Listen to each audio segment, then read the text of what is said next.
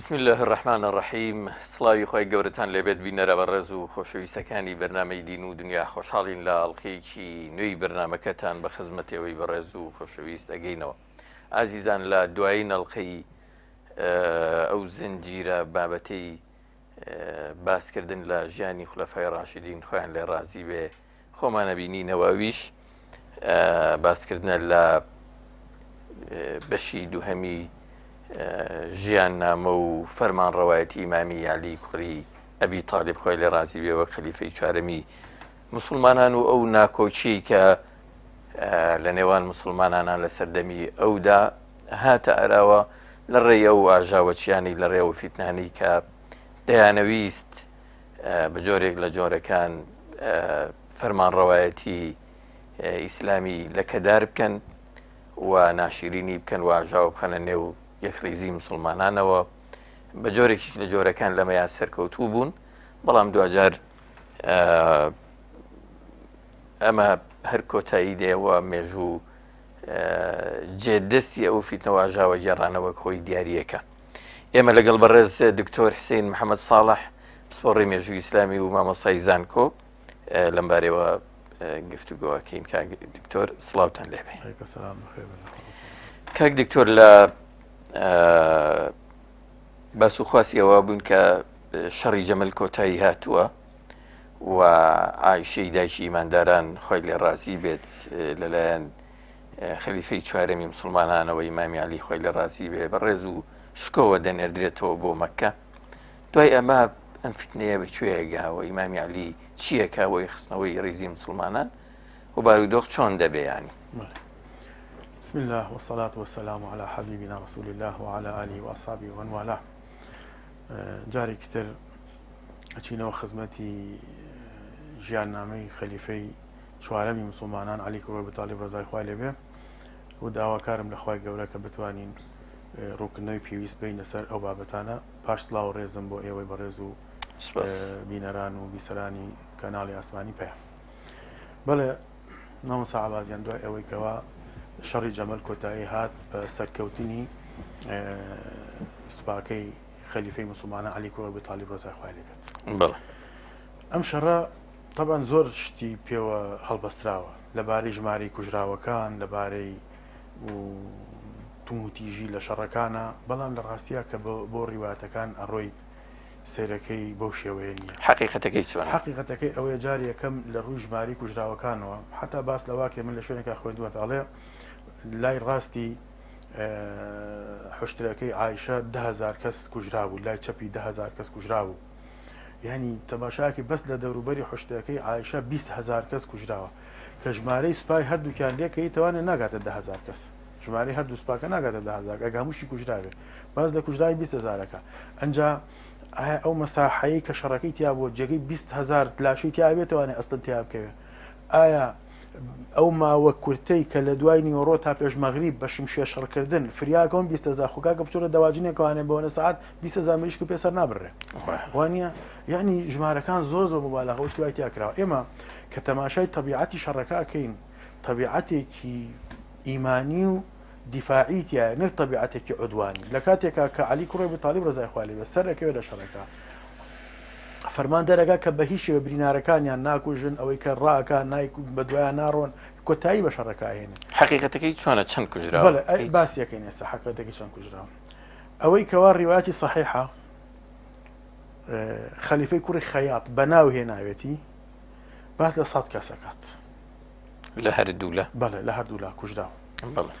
و هەندێک ڕیواەتی تریش هەن بە دەر لەو 100 کەسەی کە ئەو هێناوێتی لە هەندێک ڕیسالەی ماجستێر و دکتۆرا و دکتۆر محەممەد تاهیر بەرزنجی لە تحقیقی ئەو تاریخی تەباری تحقیق کردووە هێناوێتی کە ئەو نوسخەیەکێتی لەوێ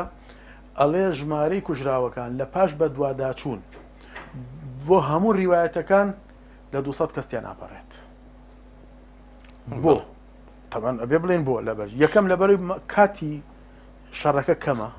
هەر ئەوە نەخەڵکە ڕاست. دووهەم تەبیعەتێکی عودوانی لە شەڕەکانە نییە. ئێستا بۆ نمونە لە کاتێکا کە ئەو کابرایە کە کێی کوڕی جەرمووت کە زوبەیری کوڕی عەوامی شەهید کرد، ڕۆیشت بۆ لای عەلی کوڕی ئەبی تاالب وتی زوبەیرم کوشتووە. بە ئومێدی ئەوەی علی کوڕە ئەبوو تاالب لەسەر زاوی ئەمڕۆ نەتوشجاعەیەکی باتێ ویسامێکی سەرکەوتنی باتێت کە ئەمە یەکێکە لە سەرکردەی سوپایەکەی کە دوژمنێتی وتی نەکبەت ئەمارک نەکبەت تۆ زوبەیرت کوشت تی بەڵێ وتی ئەینە بیست پێغەمبەر فەرمێ بەشی قاتیل ئیبن سەفیە بینار مژدەی جەهەنم بە بەوەی کە ئیبن سەفیە زوبەیری کوڕی عەوامە کە کوڕەکەی سەفیا کوژێت تۆ ئەچیتە جەهەنمەوە یعنی علی کوڕە ئەبوو تاالب پێ ناخۆش بوو کە زوبەیری کوڕی عەوام کوژراوە لە کاتێکا کە یەکێکە لە سەر چونکە ئەو سوپایە سێ کە سەرکردایەتیە کرد تەڵحە و زوبەیر و عایشە زوبەیری کوشتووە یەکێکە لە سەرکردەکانی سوپاکە یعنی بێ علی کوڕە ئەبوو تاالب پێ خۆش بێ ئەگەر بە دوژمنی بزانێ بەڵام ئەوەی پێڵە لە تۆ چیتە جەهەنم پێغەمبەر وای فەرمووە مژدەی جەهەنم بە بکوژی ئیبن سەفیە بە هەمان شێوەش لە کاتی شەڕی سەفی ناگەر دوای باسی بکەین بۆ من نمونونەکە لە یەکەچێ کە خەبەریان یا بە معاویە کوڕە ئەبی سوفیان وتیان عەمارمان کوشتووە وتی بۆ خاتی خوا عەمار بەدەستی ئێمە کوژرا وتیان بەڵێ فەرمووی ئەینە تامیسۆ پێغەمبەر وەیحە عەمار تەقتله الفئة الباغیە عەمار کۆمەڵێکی باغی ئەیکوژێ ئێمە کات ئێمە باغین قسەکەی علی کوڕە ئەبی تاالبە یعنی پێیان ناخۆشە تابعی شەڕەکان تابعێکی عودوانیتیان نییە تابعێکی ئیمانیتیە ئەمە خەڵکی ئیماندار نەبێ لەمە تێ ناگا چۆن ئەم دووسپایە شەڕ لەگەڵێکاکەن باشە چۆن علی کوڕە ئەبی تاالب حیمایەی کەژاوەکەی عایشاکە بەسەر حوشترەکەەوە چۆن ئەبێ ئەمە بکە لە کاتێکا شەڕی لەگەڵاکە یەکەم تابعی شەڕەکە تابعێکی عودوانی و دوژمنکاری نییە دووهەم نێتی هیچ لایەک لەمانە شەڕکردن نییە و کوشتنی یەکتری نییە نێتی ئیسلاحەیە لە بەینانە ماوەی شەڕەکە کەمە بۆ ژمارەی کوژراوەکان کەمە خۆ هەرچەنە یەک کەسیش بکوژرێت هەر زۆرە بەڵام بەو شێوەیەزە وێنا بکرێت و دوژمنکاری و یعنی باس لە 20,000 و باس لە 30,000 ئەمانە بکرێت کوژرا و خۆشمانەکە خۆیان ئەوەنە نین هەتا ئەوەیان لێ بکوژرێت بەڵە شەڕەکە کۆتایی هات بەوەی کەوا حوشتەکان سەربڕی و دایکمان عایشە لە کەژاوەکەی هاتە دەرەوە و علی کوڕە ئەبوو تاالب بە ڕێز و احترامێکی زۆرەوە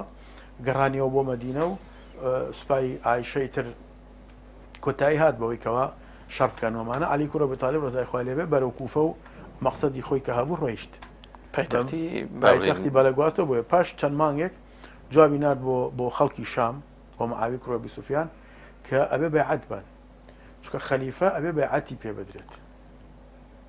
ئەهلی حیجاز ئەهلی عێراق ئەهلی یەمەن ئەهلی میسر ئەمانە هەموو بەیعەتیان نەیەوە بە علی کوڕە ئەبوو تاالب ڕزای خوای لێبێ شام ماوە بەیعەتیان نەیەوە من پێشتر وتمان بەیعەتیان بە علی کوڕە ئەبوو تاالب نەیەوە چونکە معاویە بەیعەتی نەیەوە بەڵام لەبەر ئەوە بەیعەتی نەیەوە داوای تۆڵەسەرۆن لە بکوژەکانەکە علی کوڕە ئەبوو تاالب جوابێنە ئەوان وەڵامیان نەبوو هەر سوور بوون لەسەر داواکەی خۆیان کەوا بکوژەکانیان ئەوێت بۆیە علی کوڕە ئەبوو تاالب ڕزای خوای لێبێ سوپایەکی بەڕێخست بەرەو وڵاتی شام ژێ کاتە تەمەن لە دیمەشق بوو دیمەشقش لە سنوورە لەگەڵ عێراقە لە منتیقەی لای ڕوومادی ئێستا ناوچەیەک بە ناوچەی سەفین کە ناوبراوە لەسەر ڕووباری دیجلەیە لەسەر ڕووباری فوراتە عەفوو لەسەر ڕووباری فورات کە منتیقەی سەفینە لەوێ دوو سوپا بەرامبەری یەکوەستان علی کوڕە ئەبوو تاالب بە هەمان شێوەش داوای لێکردن کەوا ئەبێ بەیعەت بن ماوەی هودنەیەک ڕاگەیەنرا چەند مانگی لە بەینانە بەڵام معاویە کوڕی ئەبوو سوفیان ڕزای خوای لێبێ ئەم شەڕ و ئامادەکاریە لەسەرەوە نەبوو کێ بێتە خەلیفە لەسەرەوە بوو کە بەیعەت بدرێ بە علی کوڕە ئەبوو تاالب ڕزای خوای لێبێ معاویەش ئەیوت ئێمە مەسەلە بەیعەت بەیعەتە دەین بەڵام دوای ئەوەی کە بکوژەکانمان تەستیم کە یاخۆت بیان کوژەرەوە علی کوڕە ئەبوو تاالب لەسەر ڕائەکەی خۆی سوورە کە ئێستا وەختی ئەوە نییە چونکە تا بکوژەکان ئەوە تا بە شەیدکردنی عوسمان نەوەستان شەڕی جەمەلیشیان هەڵگیرسان وانە بۆیە علی کوڕە ئەبوو تاالب دوای ئەوەکەوە ماوەی هودنەوەینەکە کۆتایی هات جوای بۆ نادن کە ئیتر ئێوە هیچ ماوەیەک نەما لە بەردەمتانە ئەبێت بە زۆر بێنە ژێر بارەوانە جا ئێمە ئەلێرە ئەو ئاەتێک کە خۆی گەورە فەرمێت أعوذ بالله من الشيطان الرجيم وإن طائفتان من المؤمنين اقتتلوا فأصلحوا بينهما فإن بغت إحداهما على الأخرى فقاتلوا التي تبغي حتى تفيء إلى أمر الله فإن فاءت فأصلحوا بينهما بالعدل وأقسطوا إن الله يحب المقسطين إمام ابن كثير رحمة إخوالي بالتفسير كأفرمي رحمة إخوال علي پێغەمبەری خوا عليه الصلاة والسلام وفاتی کرد هەرچی ئاەتەکانی قورئان و لە ژیانی خۆیان تەفسیری بە عەمەلی کردبوو تەطبیقی کردبوو جگە لەم ئاەتە چکە لە سەردەمی پێغەمبەر شەڕ نەبوو لە بین ئیمانداران. علی کوڕی ئەبو طالب جێبەجێ کرد معاملە چۆن حکمەی بەسەر بەرامبەرەکەتە باغین. علی کوڕی ئەبو طالب ڕزای خوای لێبێ پێی نەفەرموون کە ئەوانە کافرن یان دەرچوون لە دین و ئەم شتانە، چونکە خواش وا نافەرمێ وإن طائفتان من المؤمنين هەردوو لا بە ئیماندار ناوە بە. بەڵام طبیعەتی مرۆڤە ئینسانە اختلافیان لە بینە دروستە بێ، خلافەکەش ئەگەر سەری کێشا بۆ شەڕ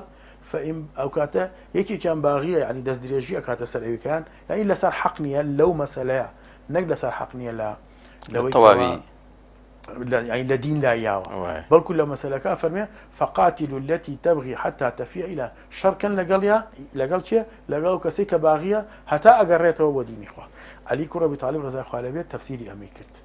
حتا کە لیان پرسی ئەمە فەرمی ئیخواننا بەغەو عەلەینا، ئەمانە کافرن وتی نەخێر، منافقن نەخێر، ئیخواننا بەغەو، حتا بۆ خەواریجیش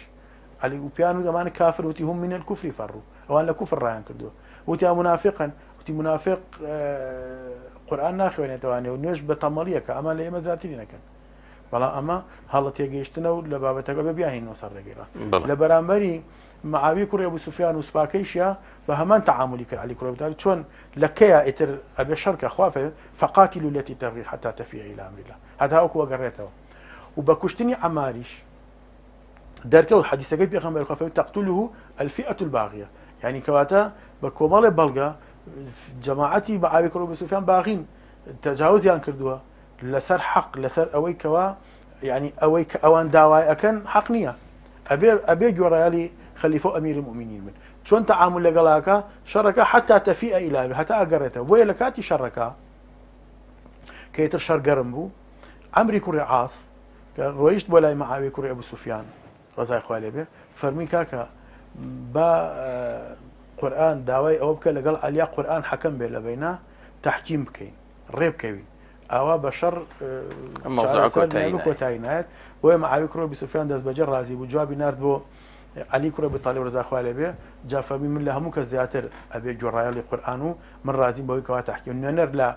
علی کوڕ ئەبی طالبەوە ڕزای خوا لێبێ کە ئەبوو موسای ئەشعەریە، نوێنەر لە معاویە کوڕی ئەبوو سوفیانەوە ڕزای خوا لێبێ کە عەمری کوڕی عاس ڕزای خوا لە هەردوو عەمری کوڕی عاس و ئەبوو موسای ئەشعەری کە ئەمان دانیشتن بە یەکەوە حەلی مەسئلەکە بکەن. ئەلێرا کۆمەڵە ئیشکالیات و کۆمەڵە هین دروست بووە گوایە عەمری کوڕی عاس ناسراوە بەوەی کەوا داهیەة العەرەب، زۆر داهی بووە، زۆر بلیمەت و لێزان بووە، زۆر یعنی بەنەوەیەکی تر کە بڵێن مراوەغە ئەم شتانەی هەبووە، وا ناسراوە. بۆیە نێرا بۆ لای نەجاشیش بوو ئەوەی کەوا مهاجرینی حەبەشە بگەڕێنێتەوەمانە. عەمری کوڕی عاس زۆر بلیمەت بووە. ئەڵێن ئەبوو موسای ئەشعەریش فەقیرە و یعنی کەم ئەزمون و نەشارەزە ئەمانە بووە. بەڵام جارێ ئەم دوو وەسفە بۆ هەردووکیان هەڵەیە، چونکە یەکەم عەمری کوڕی عاس سەحابەی پێغەمبەری خوایە و پێغەمبەری خوای بینی و پەروەردەکراوی دەستی پێغەمبەری خوا، بەڵێ داهیەة العەرەب ئەگەر لێزانیش پێ فێڵ ناکە، بەس مراوەغە ناکە، فێڵ و تەڵەکە ئەم شتانە ناکە. دووهەم ئەبوو موسای ئەشعەریش یەکێکە لەوانەی کە پێغەمبەری خوا سقەی پێی بوو. علی کوڕی ئەبوو طالب کردوەتی بە والی لە وڵاتی یەمەن، لە سەردەمی علی کوڕی ئەبوو طالبە ئەبوو موسای ئەشعەری والی بووە، والی یەمەن بووە. یعنی ئەبوو موسای ئەشعەری کەسێک بووە زۆر جێگەی متمانە بووە، زۆر خەبیر و شارەزا و بلیمەت بووە. ئەویش ئەوانی ئەو دووە سە جارە بوو ئەم دوانە گونجاو نییە. یەک دووهەم ئەڵێن ئەم دوانە کە ڕێکەوتن معاویەی کوڕی ئەبوو سوفیان وتی با کاکە با ئێمە هەر یەکێک لە ئێمە یەخلع صاحبه با لە خەلیفایەتی بخەین، ئەو لە خەلیفایەتی بخەم منیش ئەو لە ئەمیرایەتی ئەخەم، ئێمە خۆمان دوایی کەسێکی تر ڕێ بکەین. معاویە هین ئەبوو موسای ئەشعەری ڕازی بوو بە نێونەتەی علی لە خەلیفایەتی خست، کە ئەو علی لە خەلیفایەتی خست معاویە وتی طبعا ئەمە درۆیە ئەمە ڕیوایەتە کە من ئەیگەڕبووە بینەران وا نەزان ئەمە وا بووە، ئەمە ڕیوایەتە درۆکەیە. معاویە وتی دەیوەڵام من معاویە هین ناکەمەوە ئەیکەم بە خەلیفە، ئەوی کرد بە خەلیفە و فێڵان لە علی کرد. ئەسڵ و ئەساسی نییە مەسەلێ، ئەمان دانیشتن بۆ ئەوەی کەوا چارەسەری کێشەکە بکەن. چارەسەری کێشەکە بە هەمان ئەو شێوەیەی کە بۆ شەڕی جەمەل کرا کە ئیتر معاویە واز بێنێ پەلە نەکا لە داوای بکوژەکان نەکا بە علی بسپێرێ، بەڵام علی پەلە بکا لە تۆڵە سەرنەوە لە بکوژەکان. ئاوا ڕێکەوتن عەمری کوڕی عاس و ئەبوو موسای ئەشعەری ڕێکەوتن و شەڕ کۆتایی پێهات و گەڕانەوە بۆ لایەن ڕازی بوون پێی. علی کوڕی ئەبوو طالب ڕزای خوا لێبێ سوپاکەی گەڕانەوە، ئەویش سوپاکەی گەڕانەوە. علی کوڕی ئەبوو طالب لە نوێژی جومعە وتاری خوێندەوە لە کوفە لە کوفە و تاریخ خوێندەوانە باسی ئەم تحکیمەی کرد کەوا ئێمە من ئەبوو موسای ئەشعەریم ناردووە معاویە عەمری کوڕی عاسی ناردووە ئێمە ڕێکەوتوین لەسەر کە قورئان حەکەم بێ لە بینمانە بەڵێ لەولاوە لە سوچێکی مزگەوتەکەەوە یەکێکەڵ سایوانێت تەبەن خەواریجەکان کە لە ئەتباع و شوێن کەوتەی عەبدوڵای کوڕی سەبە و جەماعەتی ئاژاوچیەکانن یەکێ لەولاوەتی لا حکمە ئیلا لله یەکێکە لەولاوەتی لا حکمە ئیلا لله یەکێکەوتی لا حکمە ئیلا لله پێشتر ڕێکەوتبوون لەوەی کە ئاژاوە لە ناو مزگەوتەکە بنێرە یعنی حکم بۆ خوا نەبێنیە بە عەلیان و تۆ کافر بوویت مادام هاتوویتە سەر ڕەئی ئەشخاص یعنی هاتوویە سەر ڕەئی ئەمر و سەر ڕەئی ئەبوو موسای ئەشعەری علی کوڕی ئەبی طاالب ڕزای خوا لێ بە قورئانەکە بەدەستە بوو فەرمی قورئانەکە حکومکە قورئانەکە حکومکە ئێوتیان قورئان چۆ حکومتی ئیدەی خۆمیش ئەوە خۆ قورئانەکە خۆی حکومە ئەبێ ئێمە حکمی پێ بکەین ڕەئی عەمری کوڕی عاس و ئەبوو موسای ئەشعەری ئەوەیە کە ئێمە ئەم قورئانە حاکم ئێمە ئەم قورئانە جێبەجێەکەین لە نێوانمانە بەڵام ئەوان ڕازی نەبوون دەرچوون لەگەڵ سوپاکەی عەلیە نەگەڕانەوە لە نەهرەوان ئەوان مانەوە یان لە حەڕورا کە پێوتە حەڕورا ئەو ناوچەی حەڕورا ئەوان چونکە خەواریجەکان بە یەکێ لە ناوەکانیان حەروریان پێوترێ کە لە ناوچەی حەڕورا مانەوانێ علی کوڕی ئەبی طاالب ڕزای خوا لێبێ فەرمی من دوای ئەوەی کە عەبدوڵای کوڕی عەباسی نارد بۆ لایەن مناقەشەی لەگەڵ کردن حیواری لەگەڵ کردوون تیان بگەێنێ مەسەلەکە ژمارەیەکیان لێگەڕایەوە دوایی خۆی ڕۆی لەگەڵانە حیواری کرد لە 12000 کەسیان لێگەڕا ژمارەکانیان زۆرە 12000 کەسیان لێگەڕا خەواریجەکان بەڵێ هێشتا ژمارەیەکی زۆر هێشتا هەرماوەتەوانێت لە حەڕورا بۆیە علی کوڕی ئەبی طاالب فەرمی من سێ مەرجم هەیە لەگەڵتانە شەرتان لەگەڵا ناکەم هەتا ئەم سێ مەرجە جێبەجێکرد تا ئەم سێ مەرجەتان جێبەجێ کرد بێت یەکەم هەتا لەگەڵمانە بێن بۆ جیهاد و بۆ لە فتوحات و شتا بەشدار بن من فەی و بەشی خۆتانتان ئەیەمێت بۆ دوژمن سیرتان ناکەم شەرتان لەگەڵا ناکەم هەتا ڕۆ قیبلە نوێشکەن نوێژمان لەگەڵا بکەن و لە مزگەوتا و قیبلەیمان یەک بێتەوە شەرتان لەگەڵا ناکەم هەتا ترس لە ناو موسڵمانانە دروست نەکەن تا ترس لە ناو موسڵمانانە دروست نەکەن بەڵام ئەمان شەرتی سێهەمەکان نەبردە سەر چونکە لە منطقەی حەڕورا عەبدوڵای کوڕی خەباب کە سەحابی پێغەمبەری خوایە لەگەڵ ژنەکەیە و ژنەکەیشی حامیلە بوو بە سواری گوێدرێژێکەوە لێوە ڕۆیشتن یەکێک لە جەماعەتی خاریجەکان بانیان کرد وتیان وەرە تۆ عەبدوڵای کوڕی خەباب نیت فەرمی بەڵێ وتی ئەی بۆ ئەوە لا ڕێ کرد تەبەن کە بینی و ئەوە خەواریجەکان و ترسنابووتی وەڵام من لێتان ترسام وتی بۆچی لێمان ترسای ئادێت تۆ ئەڵێن حەدیثێک باوکی گەڕاوێت تێوانێ بۆمان باسکە فەرمی بەڵێ ئەو حەدیثە لە پێغەمبەرەوە فەرمیەتی لە دوای من فتنەیەک دروستە بێ القاعد فيها خير من القائم والقائم فيها خير من الراكب بەم شێوازانە فتنەیەک دروستە بێ کە دابنیشە باشتر لەوەی بەشدارێکێ لەوەی کە بە پێوەیە باشتر لەوەی کەوا بەشداری کردو لە بابەتانە فەرمی کافر ئەوە تۆ مەبەستە ئێمەیە عەبدوڵای کوڕی خەبابیان کوشت سەریان بڕی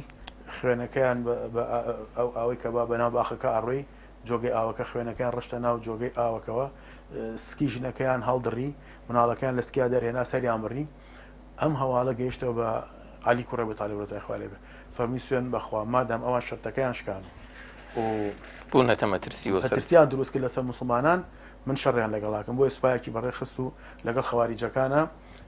شەڕی کردو لە نەهرەوان و تێکیشکان و ژمارەی زۆریشی لێکوشتن کە علی کوڕی ئەبی طاالب لە سوپاکەی علی کوڕی ئەبی طاالب تەنها 2 کەس شەهید کرا دوای ئەوەی کەوا علی کوڕی ئەبی طاالب فەرمی بەناو بکوشەکانە بگەن بزانن ذوول خوەیسیرا ئەبینن کە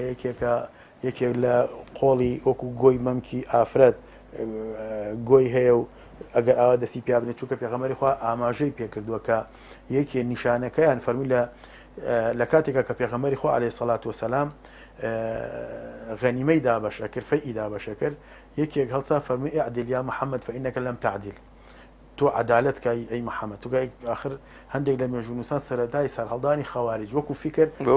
بە سەدەی پێغەمبەر عەلەیهی سەڵات وەسەلام فەرمی وەیحەکە فەمەن یەعدل ئیذا لەم ئەعدل عومەر کوڕی خەتاب فەرمی من با لە ملی بم پێغەمبەری خوا فەرمی نەکەی لە پشتی ئەم پیاوە مەبەستی پێی نەوەی نییە ینی هاوفکری ئەم پیاوە کۆمەڵێک خەڵک دروست ئەبن ئیمانەکە لە قورگیان لا يتجاوز القورآن و حەناجیرە و قورئان لە قورگیان ناچێتە خوارەوانێ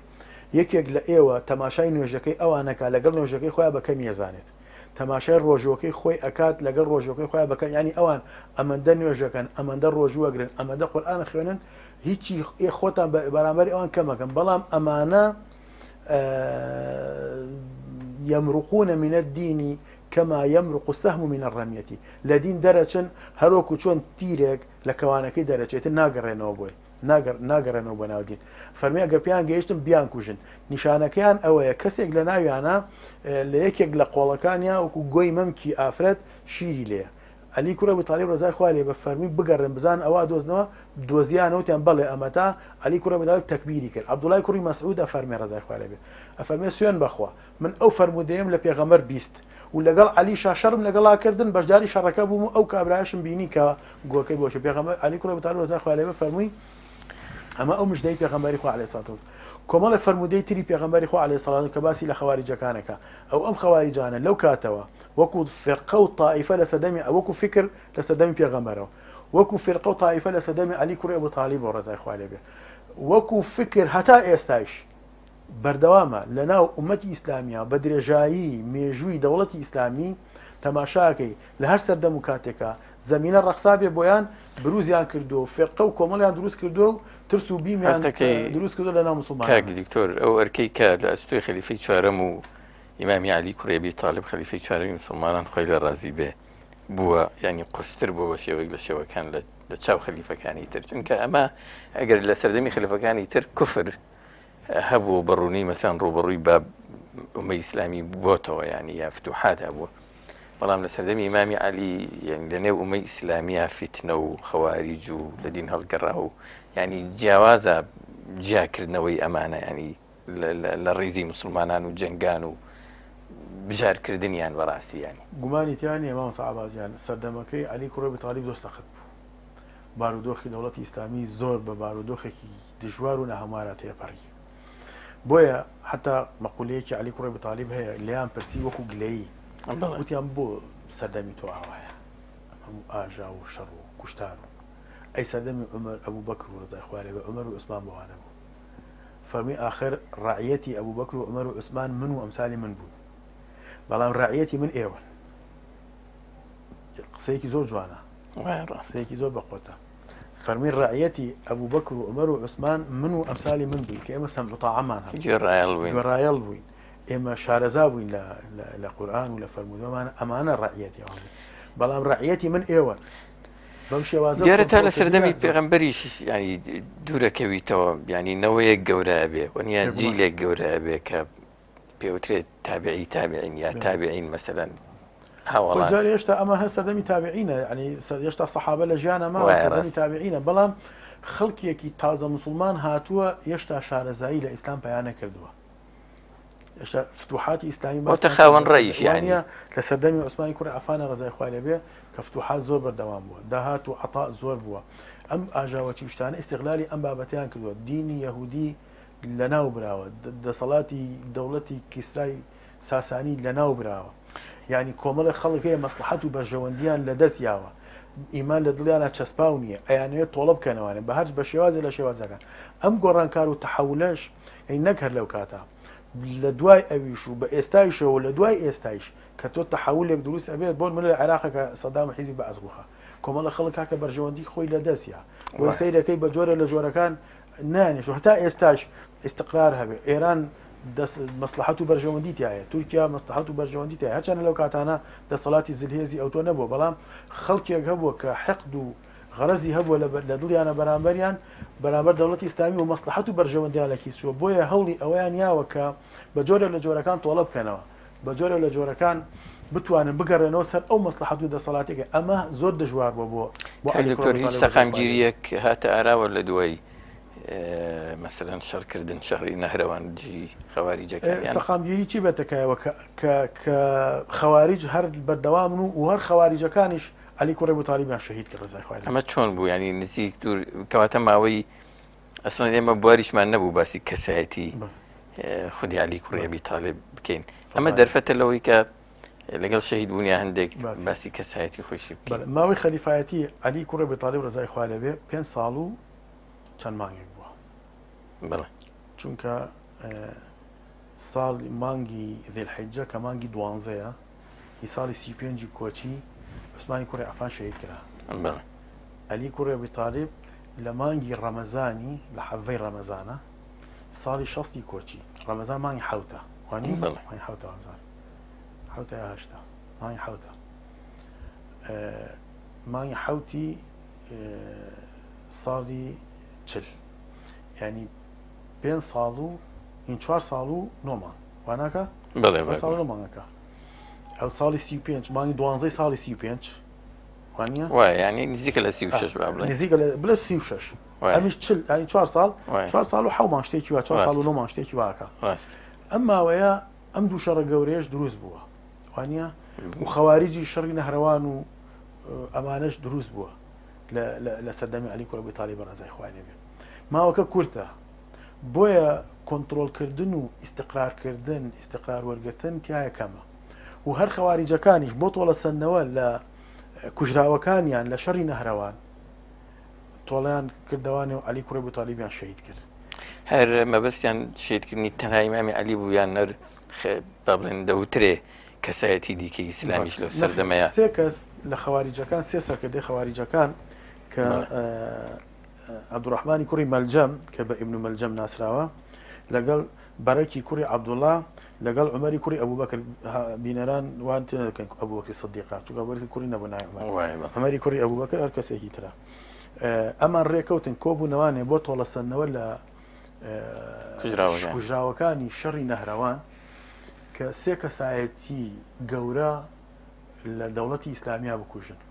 عەبدوڕەحمانی کوڕی مەلجەم وتی من عەلیە کوژم لە تۆڵی ئەوانە ئیمامی عەلیە کوژم بەرەکی کوڕی عەبدوڵڵا وتی من مەعاویە کوڕی ئەبوی سوفیانە کوژم عومەری کوڕی ئەبوبەکر وتی من ئەمری کوڕی عاسە کوژم ینی سێ کەس عەلی کوڕی ئەبوو تاڵیب مەعاویە کوڕی ئەبوی سوفیان ئەمری کوڕی عاس سێ کەسایەتی زۆر دیار و گەورە لە ناو دەوڵەتی ئیسلامیا بەم سێ کەسە بچن بیکوژن تەمان بە تیرۆر بە ئیختیاری کە بیکەن بۆیە هەریەکە و شمشێرەکەی خۆیانیان هێنا ژەهراویان کرد ڕێکەوتن لەوەی کەوە ئەم سیانە بکوژن مەوعیدیاندانە لە حەڤەی ڕەمەزانە کاری خۆیان بکەن ئەمری کوڕی عاس لە میسرە والی میسرە مەعاویە لە شامە عەلی کوڕە ئەبوی تاڵیبیش لە کوفەیە ینی شەهیدکردنی ئیمامی عەلیش پەیوەندیێکی بە ناکۆچی پێشتری مەعاویە و ئیمامی نەخێرنەوە لە خەواریجەکان ڕێکەوتن ئەبێ ئەمانە بکوژن هەرسێکیان بەیەکەوە لە حەڤەی ڕەمەزانە بیکەن جا ئەو دوانە سەرکەوتوو نەبوون لە شەهیدکردنی ئەمری کوڕی عاس و مەعاویە کوڕی ئەبوی سوفیان لە جیاتی مەعاویە لی تێکچوو کەسێکی تری کوشت لە ئەمری کوڕی عاسی برینار کرا نەمرد بەڵام عەلی کوڕی ئەبوی تاڵیب عەبدوڕەحمانی کوڕی مەلجەم شەهیدی کرد لە کوفە طبعا ڕیوایەتەکان باس لەوە کات کەوە ئەم کابرا عەبدوڕەحمانی کوڕی مەلجەم کە هات بۆ کوفە لەوێ ئافرەتێکی بینی قەتامی کچی شەجەنە کچێکی یان ئافرەتێکی وەکو باسیەکەن زۆر شۆخ و شەنگ و قەشەنگ و جوامۆ چووە دڵیەوە حەزی کرد کەوە بیخوازێت و مارەی کات ئەم کچە باوکی مامی دوو برای لە شەڕی نەهەروانە کوژراون خەواریجەکانن ئەم چوو داوای کە وتی تۆ ناتوانانی من بخوازی مارەی من و داخوازی من زۆرە وتی چییە هەرچیەک بێ من بۆ جێبەجێیەکەم تیم 1000 دینار و غولامێک و کوشتنی عەلی کوڕی ئەبوو تاڵیب وتی جا خۆ من هاتنم بۆ شاری کوفە بۆ کوشتنی عەلی کوڕی ئەبوو تاڵیبە من خۆم بۆ ئەوە هاتووم کەواتە من بۆ جێبەجێیەکەم داواکارێکە تۆ بۆ مەجێ شوم پێ بکەی وتیم بڕۆ ئەو جێبەجێەکە من شوو پێەکەم ینی کەواتە دوو دافع بۆ عەبدوڕەحمانی کوڕی مەلجەم دروست بوو یەکێکیان تۆڵە سەرنەوە بۆ کوژراوانی نەهرەوان یەکێکیشان بەدەستێنانی ئەم کچێک کە حەزی لێ کردو ئەوێ بیخوازێت و بیکا بە هاوسەری خۆی بۆیە زۆر سوورتر بوو لەوەی کەوا کارەکەی بۆیە پەیوەندی کرد بە یەک دوو کەسی هاوڕێی خۆیەوانێ زۆر لێ هاتوو هین ڕێکەوتن لەوەی کەوا عەلی کوڕی ئەبوی تاڵیب ڕەزای خوای لێ بکوژن محەمەد کوڕی حەنەفیە کە کوڕی عەلی کوڕی ئەبوی تاڵیبە بەڵام لە فاتیمەنا باسێکە ئەفەرمێ من لە مزگەوت بووم طبعا لە نوێژی بەیانی عەلی کوڕی ئەبوی تاڵیب شەهید کرا ئەو شوێنەی کە عەلی کوڕی ئەبوی تاڵیب لێوەیەتە ژوورەوە ژمارەیەکی زۆر خەڵکی لێبوو یانی دیارە هەموو ئەمانە بۆ ئەوی هاوکاری عەبدوڕەحمانی کوڕی مەلجەم بن فەرمێ کە هاتە ژوورەوە یەکێکیان شمشێرێکی لێیە بەڵام بەر دەسکی بەر لاشیپانی دەرگاکە کەوت بەر عەلی نەکەوت عەبدوڕەحمانی کوڕی مەلجەم دوای شمشێرێکی لای لە قۆڵی و شمشێرێکی تری لیا لە شان و ملی و لە سەرسنگی ئەمانەیە و بە خەستی بریناری کرد ویستی ڕابکە بەڵام تەبەن گیرا و ڕای نەکرد عەلی کوڕە ئەبوی تاڵیب ڕەزای خوای لێ بێ فەرمی بکوژەکە زانین کێ وتیان ئەو کەسەیە عەبدوڕەحمانی کوڕی مەلجەمە فەرمووی هیچ مەکەن جارێ ئەگەر من مردم نەفس بە نەفسە یەکێکی کوشت ئەوێ بکوژ دێتوانێ و نابێت تەمثیلیشی پێ بکەن چونکە لەسەر ئەوەش زۆر ئەڵێن سووتانویانە و نازانم دەست و قاچیان بڕیوە و چیان کردو ئەوانە هیچی ئەسڵ ئەساسی نییە و درێت چونکە عەلی کوڕی ئەبوطالیب فەرمووی نابێ بیشێوێنن چونکە پێغەمبەری خوا نەهی کردو لە شێواندنی مردوو ئەگەر کوشتیشتان ئەگەر مردم لە تۆڵەی منە یەکێک بە یەکێکە کوژن زیاتر ناکوژن ئەگەر نەژمردم چاگومەوە من خۆم وەلی ئەمری خۆمم یا عەفویەکەم یا جروح قیصاص بریناری کردوم بریناریەکەمانە ئەگەر مردم بۆ شمشێرەی خۆی کە منی پێکوشتێ کرد ئومو کولسوم کچی عەلی کوڕە ئەبوطالیب ڕەزای خوا لێبێ کە چوو لەگەڵ باوکیا قسەی کردو ئەمانە هەواری کردوتی باوکم ئیشەڵڵا چاکە بێت و بە عەبدوڕەحمانی کوڕی مەلجەمی ئەم تاوانە گەورەی کردو وتی باوکە چاک نابێتەوە با پێ بڵێ ئەو شمشێرەم بە 1000 کڕیوە بە 1000 کڕیوە بە 1000 ژەهراویم کردووە ئەو زەربەی لە باوکتم یاوە لە خەڵکی یەک شاری بیت هەمووی ئەمرێ کەسی دەرناچێ ئەو زەربەی کە لێم یاوە لە خەڵکی شارێکی بیت کەسی بەرگەی ناگرێت باوکە ئەمرێ دکتۆرا هێنایە سەری بەڵام وتی زۆر کاریگەرە و دەچوونە مەحاڵە بۆی عەلی کوڕی ئەبوطالیب وەسێتی کرد حەسەن و حوسێنی بان کرد کۆمەڵی ئامۆژگاری کردن تەقوای خواتان هەبێ لەسەر کتاب و سونە بەردەوام نوێژەکانتان بپارێزن دەستنوێژ بگرن زەکات بن سلێ ڕەحەمتان هەبێت ئەمانە هەموو کۆمەڵی ئامۆژگاری عام و گشتی و اینجا فەرمووی بکوژەکەم ئەگەر من مردم تەنها ئەیکوژنەوە تەمثیل و شێواندنی پێ ناکەن ئەگەر زیندوو بووم ئەوە من خۆم چارەسەریەکەم لەم بابەتان هەموو ئەمە بۆ خەلیفەی دوای خۆی هیچی فەرموو چی نەفەرموو نەخێر دوای کەوا عەلی کوڕە ئەبوطالیب شەهید بوو گیانی دەرچوو عەبدوڕەحمانی کوڕی مەلجەمیان هێنا و هەوەکو چۆن عەلی کوڕی ئەبوطالیب فەرموو بووی حەسەنی کوڕی عەلی بە شمشێرەکەی خۆی کوشتێەوە و لە بەرامبەری باوکیا کەسێک کوژرا و کەسێکی کوشت و کەسەکە کوژرایە دوایی خەڵکی کوفە تەوان لە کوفە بووەمە بەیعەتیانیا بە پێشەوەی بچینە سەرەوە بۆچی بە شەیدکردنی ئیمامی عەلی خۆی لێ ڕازی بێ خلافەتی ڕاشدین کۆتایی دێ ئاخر پێغەمبەری خوا عەلەیهی سەڵات وسەلام فەرمووی خلافەت لە دوای من لەسەر منهاجی نبووە 30 ساڵە تحدیدی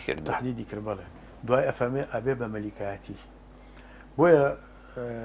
بە فترەی زەمەنی کە تەماشا بکەیت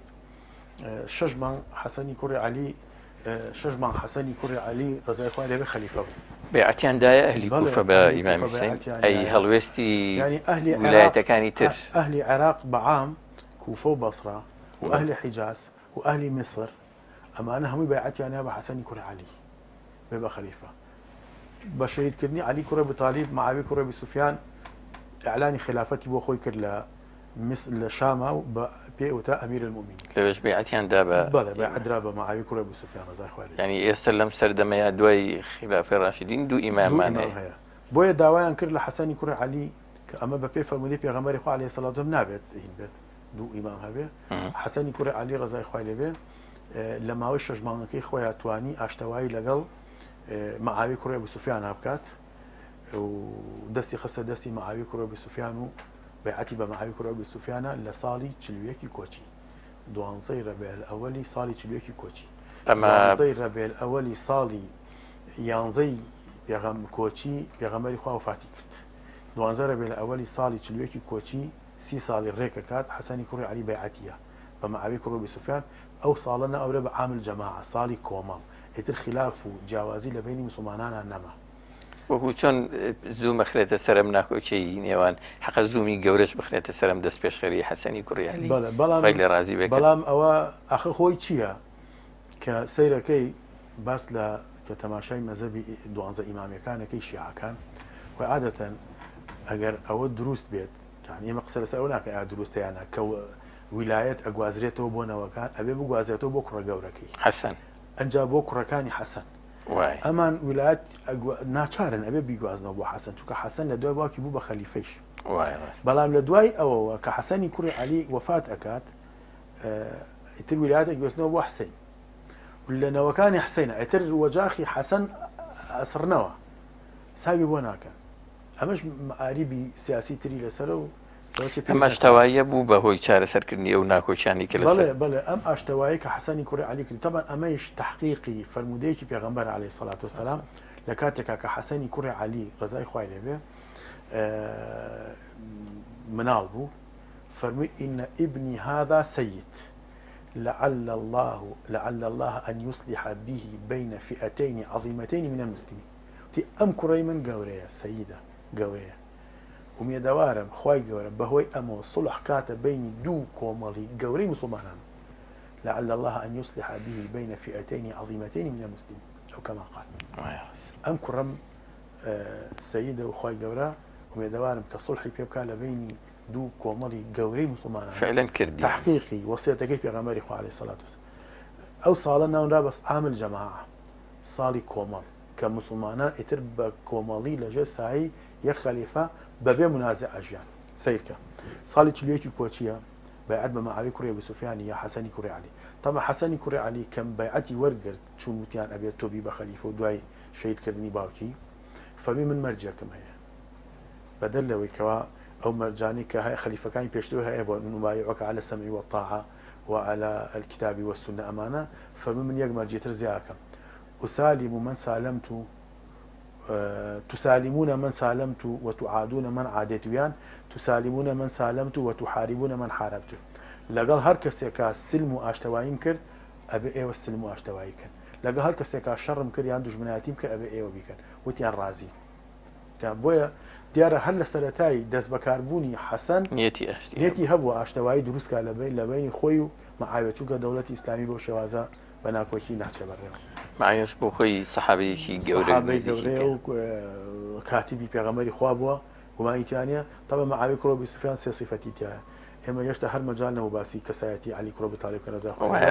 مەعاوی باسەکەی نوێنەوە سەری مەعاوی کوڕە ئەبی سوفیان کاتیبی وحیە پێوتە کاتب الوحی وفاتح البلدان زۆر وڵاتی فتح کرد و خال المؤمنین خاڵی ئیماندارانیش چونکە کچەکەی ئەبوو سوفیان خێزانی پێغەمبەری خۆی عەلەیهی سەڵات وسەلام خوشکی مەعاویەیە کەنی خاڵی ئیماندارانەکە عەلی کوڕە ئەبی تاڵیب ڕەزای خوای لێبێ ئامۆزای پێغەمبەری خۆی عەلەیهی سەڵات وسەلام کاتیبی وحی پێغەمبەری خۆی عەلەیهی سەڵات وسەلام زاوای پێغەمبەری خۆی عەلەیهی سەڵات وسەلام یەکێکە لە عەشەرەی مبەشەرە ڕەزای خوای لێبێ بە مناڵی مسلمان بوو یەکەم کەسە لە مناڵان کە ئیمانی بە پێغەمبەری خۆیان عەلەیهی سەڵات وسەلام ئەو قوربانی بۆ پێغەمبەری خوایە لە کاتێکە کە کۆچی کرد لە شوێنی پێغەمبەرە خەوت چونکە هەم یعنی هیچ کەسێک بە هیچ میزانێک نابێ عەلی تر بژی چونکە وایان دانەوە لە ناو جێگەکە پێغەمبەر بکوژن بەڵام عەلی لە شوێنی خەوت گەورەترین مجازەفەیە کردی بەڵام قەدەری خوایە و ناکوژێتو کە ئەزانن لەسەری لابن سیرەکەن عەلیە و محەممەد نیە عەلەیهی سەڵات وسەلام ئەنجا عەلی کوڕە ئەبی تاڵیب ڕەزای خوای لێبێ پێغەمبەری خوا مژدەی شەهیدی پێیاوە لە چەند فەرموودەیەکە پێغەمبەری خوا مژدەی شەهیدی پێیاوە یەکێ لەوانەیە کە لەسەر شاخی ئوحود بوو ئەبوو بەکر و عومەر و عوسمان و عەلی و ئەمانی لەگەڵا فەرمی کە شاخەکە بوومە لەرزەکەی فەرمی ئوثبت یا ئوحود فإنما عليك نبي أو صديق أو شهيد بوستا أو اللي سرته بيغمبرة شهيدة صديقة أو مجدي شهيدية عەلی کوڕە ئەبی تاڵیب لە شەڕی خەیبەرە چاوی ئێشا ئازاری هەبوو شەڕی خەیبەر یەکێک لە شەڕە زۆر قورس و سەختەکان پێغەمبەری خوا عەلەیهی سەڵات وسەلام فەرمی بەیانی ئەم ڕایەتە ئەیەم بە کەسێک کە خوا پێغەمبەری خۆشەوێت خوا پێغەمبەریش ئەویان خۆشەوێت هاوڵان ئەفەرمون چاوەڕێمان نەکرد بەیانی کێیە ئەو کەسە هەمووشتەی زۆر گەورە خوا پێغەمبەر ئەو کەسەیان خۆشەوێ ئەو کەسەش خوا پێغەمبەری خۆشەوێت یعنی هەردووکیان خۆشەویستی متەبادل دوولایەنە و لەسەر دەستی شاخوای گەورە فەتحی خەیبەرەکات فەرمی بەیانی هات چاوەڕامان نەکرد کێ بێ ئەو کەسە فەرمی کوا عەلی کوڕە ئەبی تاڵیب وتیان عەلی کوڕە ئەبی تاڵیب چاوی ئێشە تووشی چاوێشە بووە و چاوی سوور بووە و ناتوانێت فەرمی بۆم بانکەن بانیان کرد و پێغەمبەری خوا عەلەیهی سەڵام تفی مبارەکی کردە چاوی و چاوی عەلی کوڕە ئەبی تاڵیب چاک بووە ڕایەکە یا ئاڵەکە یا دەست عەلی کوڕە ئەبی تاڵیب فەرمی بڕۆ بە پشتیوانی خوای گەورە فەتحی بکە بانیان کە بوو ئەوەی کە ئێوەی لەسەرن بەو شێوازە کۆمەڵی تەوسیەی بە عەلی کوڕە بدە فەتحی خەیبەری کرد یعنی خوا پێغەمبەری خۆشە پێغەمبەری ئەویش پێغەمبەر و خوای خۆشە عومەری کوڕ خەتابە فەرمێ ئەقرەئونا ئوبەی و ئەقضانا عەلی لە هەمومان زیاتر کە قورئان بەباشی خوێنێتەوە ئوبەی کوڕی کەعبە لە هەمووشمان زیاتر کە قەضا ئەزانێت و لە قازیە شارەزایە عەلی کوڕە ئەبی تاڵیب ڕەزای خوای لێبێ ئەمە هەندێکی کەمە لە مەزایای عەلی کوڕە ئەبی تاڵیب پێغەمبەری خوا عەلەیهی سەڵات وسەلام لە ڕۆژی غەدیری خوما کە طبعا بەغەڵت تەفسیری بۆ ئەکرێتەوەوانە بەڵام حقیقەتەکەی بۆ شێوەیە کە فەرمووی من کە گلەیان لە عەلی کوڕی ئەبی طالیب کە ڕەزای خوا لێ بێ کە لە شەڕی گەڕانەوە لە شەڕی شتێکە لە شەڕەکان بوو گەڕانەوە عەلی کوڕی ئەبی طالیب ڕەزای خوا لێ بێ پێشوە چوو بۆ خزمەتی پێغەمبەری خوا کەسێکی لە شوێنی خۆی دانا ئەو کۆمەڵێک لە غەنایمەکانی شەڕی تەوزیع کرد بەسەر سوپاکە وتی بۆ ئەوەی خۆیانی پێ بڕازێنەوە بەم شێوازە بچن ڕێی وابوو کە عەلی کوڕی ئەبی طالیب هاتو فەرمیەوە تۆ چی کردووە ئەبێ ئەمانە بچنە بەردەستی پێغەمبەری خوا عەلەیهی سەلام تۆ بۆ نییە دابەشی بکەی لە سوپاکەی سندەوە سوپاکە گلەیان کرد لە لای پێغەمبەر لە عەلی کوڕی ئەبی طالیب ڕەزای خوا لێ بێ بۆی پێغەمبەری خوا فەرمووی پێیان من كنت مولاه فهذا علي مولاه ئەگەر من هەر کەسێ من بە وەلی خۆی بزانێ ئەوە عەلی وەلی منە عەلی وەلیەتی عەلیش ئەبێ بە وەلی جا ئەو بەغەڵە تەفسیری بووەکە ناچینە ئەو بابوانە ئەلێمە بەس لەوەی کە لە دوای خۆی ئەبێ ئەو خەلیفە بێتەوە بەس ئەوە نیە تەنها بۆ حادیثە زۆر ناچینەوە تەفاسیلەوە ئەمە کۆمەڵێ مەزایا و خاصیەت و تایبەتمەندی عەلی کوڕی ئەبی طالیب ڕەزای خوا لێ بێ و حەسەنی کوڕی عەلیش لەسەر هەمان نەهج و بەرنامەی باوکی و حەدیثەکەی پێغەمبەریش عەلەیهی سەڵات وسەلام کە فەرمی ئومێدەوارم لەسەر دەستیا سوڵح لە بەنی جاوتمان لە ساڵی 41 حەسەنی کوڕی عەلی سوڵحی لەگەڵ مەعاویە کرد حەسەنی کوڕی عەلی لە ساڵی چەند وەفاتی کرد 51 کە نازانم 52 کۆچی دوای 10 ساڵ حەسەنی کوڕی عەلی هێشتا هەر لە ژیانە هەتا مەعاویەش ئەمرێ ساڵی 60 20 ساڵ خەلیفایەتی ئەمانە گوێڕایەڵ و سەمتاعیان بۆ مەعاویە کوڕی ئەبی سوفیان هەیە هیچ گلەیەکیان لە مەعاویە کوڕی ئەبی سوفیان نییە هەتا ساڵی 55 جا 56 کۆچی کە حەسەنی کوڕی عەلی وەفاتی کردووە جا لەسەر وەفاتی حەسەنی کوڕی عەلیش ئەڵێن گوایە بە ژەهر بەدەست دەسیسەی مەعاویە ژەهرایی کراوە چونکە گوایە ئەڵێن ئەمە ڕاست نییە بینەران لە سوڵحەکەی حەسەن لەگەڵ مەعاویە توێتی بەو مەرجە من سوڵحەکەم لەگەڵتا لە دوای تۆ من ببم بە خەلیفە بەس ئەمە وانە بەڵام مەرجەکەی حەسەن لەگەڵا لە دوای تۆ خلافەت بە شورا بێت بیکەی بە شورا ئەمە لەگەڵا ناهینە بەڵام مەعاویە کوڕی ئەبی سوفیان لە ساڵی 55 یا 56 کۆچی تەمەن ئەمری کوڕی عاسیش وەفاتی کردوو لەو کاتە چونکە ئەوەش ئەگەن تۆمەتباری ئەمرەکەن ئەڵێن ئەو خستیە مێشکی مەعاویەوە بەڵام ئەو ژەرمەندە بوو مەعاویە کوڕی ئەبی سوفیان حەزی کرد کەوا لە دوای خۆی یەزیدی کوڕی بکاتە خەلیفە بۆی بەیعەتی بۆ وەرگرت حسینی کوڕی عەلی عەبدوڵای کوڕی عومەر عەبدوڵای کوڕی زوبەیر عەبدوڵای کوڕی عەباس ئەمە عەبدوڵای کوڕی مەسعود ئەمانە ناغازی بوون بەوەی کەوا مەعاویە بەیعەت وەرگرێ بۆ یەزیدی کوڕی بۆیە خۆی هات بۆ مەدینە بۆ ئەوەی بەیعەتیان لێ وەرگرێ عەبدوڵای کوڕی عومەر پێی فەرموو ئەگەر تۆ یەزید ئەوەنە بە باشتر ئەزانی لە خۆت بە باشی ئەزانی بۆ خەلیفەتی وەرە ئێستا بەیعەتی وەرە بیکە بە خەلیفە خۆ ئێمە بەیعەتمان بە تۆ نەیە ئێمە بەیعەتمان بە حەسەنیا بوو حەسەن بەیعەتی بە تۆیە تۆ بی بە خەلیفە ئەمە هەمومان ڕازی بوو وەرە تۆ بەیعەتی بەرە با ئێمە هەمومان ڕازین مەعاویە تر گەڕایەوە بەڵام بەیعەتی بۆ وەرگرتبوو لە بەشی هەرە زۆری مسلمان جگە لەم چەند هاوڵەیەکەوە هینە بۆ یتر ئەوەش خۆی دوای بوو بە ویراسی بۆ بە مەلیکاتی و ئەوەش هەر حەدیثەکەی پێغەمبەرە فەرمووی کە لە دوای 30 ساڵ ئەبێ بە مەلیکاتی و یؤتی الله ملکه من یشاء بۆیە ئیمامی ذەهەبی کە باس لە ژیاننامەی مەعاویە کوڕی ئەبی سوفیانەکە ئەفەرمێ ئەعظەم ملوکی الأرض گەورەترین مەلیکی ئەرز بووە ناڵێت کە خەلیفەی موسڵمان بۆیە پرسیارەکەی جەناب فەرموود خلافەی ڕاشیدە بۆچی بە چوارە مەسەلە ئەوەیەکەوە یعنی ڕۆیشتن لەسەر مەنهەجی پێغەمبەرایەتی و بە شورا بێت نەک بە پشتا و پشت بێ ئەوە 30 ساڵ بوو بەو شێوازە کۆتایی هات و سەردەمی مەعاویە بە مەلیکایەتی دەست پێ دەستان خۆش بێ ماوەیە زۆرمان ماندووکردن گردنمان ئازاکەن دەستان خۆش بێ خۆی گەورە پادەستی خێرتان باتەوە بەڕێز دکتۆر حسین محەممەد ساڵح پسپۆڕی مێژووی ئیسلامی و مامۆستای زانکۆ لە هەشەڵقەی ڕابردووی بەرنامەکەمان وەستاین یان هەڵوێستەمان کرد لەسەر ژیان نامەی هەریەکە لە خەلیفە مەزنەکانی موسڵمانان خولەفای ڕاشدین خۆیان لە ڕازی بێ هیوادارین توانی بێتمان مشتێک لە ژیان نامەی ئەوان و سەروەریەکانی ئەوان و حکم و فەرمان ڕەوایەتی و کارگەڕی ئەوان بۆ ئێوەی بینەرانی بەڕێز و خۆشەویست بگوازینەوە. ئازیزان لێرەدا کۆتاییە بەم ئەڵقەیە و بەم زنجیرە ئەڵقەی ژیان نامەی خولەفای ڕاشدین دەهێنین تا ئەڵقەیەکی نوێی بەرنامەکەتان پێتان نەگەینەوە. هەموو لایەکتان بەخوای گەورە و مەزنە سپێرین لە تەندروستی باشدا بژین خواتان لەگەڵ. زۆر سپاس.